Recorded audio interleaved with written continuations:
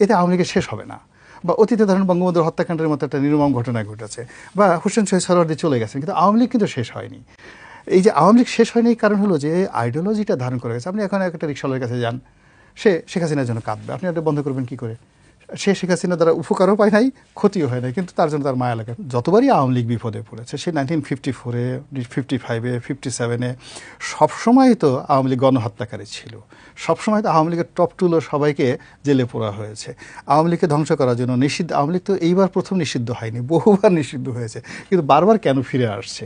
Because মানুষের হৃদয়ের মধ্যে, মস্তিষ্কের মধ্যে, এই বাঙালির গঠনের মধ্যে, অর্থাৎ এই বাঙালির যে কোনো মানুষের সামনে যদি আপনি ইলিশ মাছ দেন, তাহলে ওর যে একটা আকর্ষণ তৈরি হবে।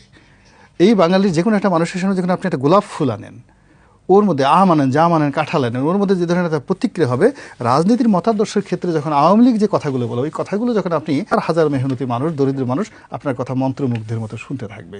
আর এই মন্ত্রমুগ্ধ মতো শোনার জন্য কোনো এলিট মানুষের দরকার নাই। যার দুটো জবান আছে, ফজলুর রহমানের মতো বা গোলাম মোল্লা রনির মতো একজন মানুষ শুধুমাত্র ওই কথাগুলো বললে মানুষ তাকে নেতা হিসেবে গ্রহণ করে নিয়ে যাচ্ছে। ফলে আওয়ামী লীগ শেষ হবে না। যারা এটা মনে করছে তারা ভুল করছে এবং তারা আওয়ামী লীগকে আন্ডারমাইন করছে। কিন্তু আওয়ামী লীগের নেতৃত্বটা আপনি দেখেন, ইভেন বঙ্গবন্ধু যেভাবে চলে আসছে, তিনি তো Bangabandhu 1954 one of the top 100-এর মধ্যে নেতা ছিলেন না। 100 জন শীর্ষ নেতার মধ্যে 1954 ছিলেন, তিনি হয়ে গেলেন আওয়ামী লীগের রবি সংবাদিতের নেতা। কীভাবে?